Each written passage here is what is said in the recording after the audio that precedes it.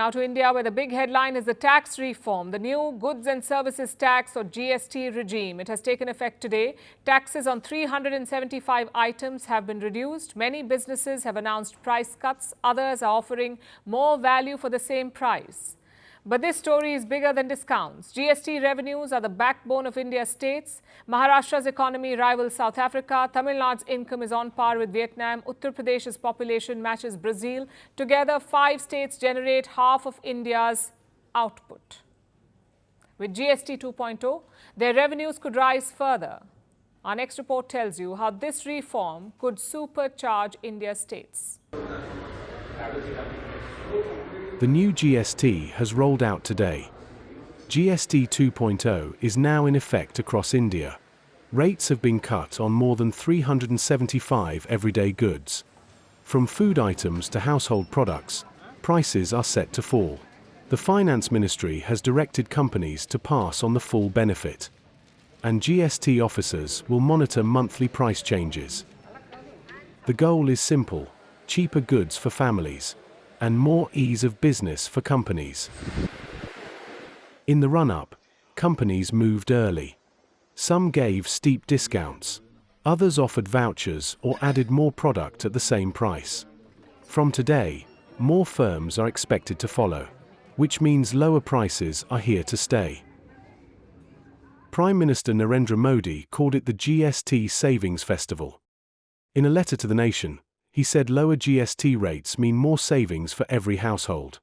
ये रिफॉर्म भारत की growth story को एक्सेलरेट करेंगे, कारोबार को और आसान बनाएंगे, निवेश को और आकर्षक बनाएंगे और हर राज्य को विकास की दौड़ में बराबरी का साथी बनाएंगे.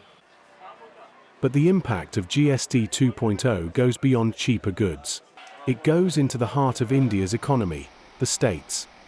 India is a union of states, and each state is a major economy on its own. Maharashtra, for example, produces goods and services worth 35 trillion rupees a year. That is nearly $400 billion. This is according to data from last year. So if Maharashtra were a country, its economy would be the 40th largest in the world, roughly the size of South Africa. And Maharashtra is not alone. The next 4 largest states, Gujarat, Tamil Nadu, Karnataka, and Uttar Pradesh, each have economies close to 25 trillion rupees. That's about $300 billion. Each one of them is the size of Portugal. Together, these 5 states drive more than half of India's economic output. They rival entire countries, and they show why GST collections matter so much. Take Tamil Nadu. Its per capita income is equal to Vietnam's. Take Uttar Pradesh. Its population is almost the size of Brazil. Take Karnataka and Gujarat. Their economies are larger than many European nations. This is the scale of India's federal economy. South and West India hold a third of the population, but they generate more than half the national output. GST 2.0 promises to lift their consumption further. According to a CRISIL report in July this year, the 18 largest states together make up over 90% of India's GDP. These states earned over 37 trillion rupees in revenue in FY25. That is expected to rise to nearly 40 trillion rupees in FY26. Revenue growth is likely to climb from 6.6% to between 7 and 9%. The rise will come from steady GST inflows and from central devolutions and grants. In short, GST is not just a tax. It is the lifeblood of state finances. For businesses, GST 2.0 means smoother compliance. For consumers, it means more savings. And for states, it means higher revenues. Small dealers and enterprises have flagged some transitional issues, especially with unused input tax credit. But early signs suggest companies are passing on benefits quickly. The festive season adds momentum. Cheaper goods could trigger higher demand, and that demand should potentially feed state revenues.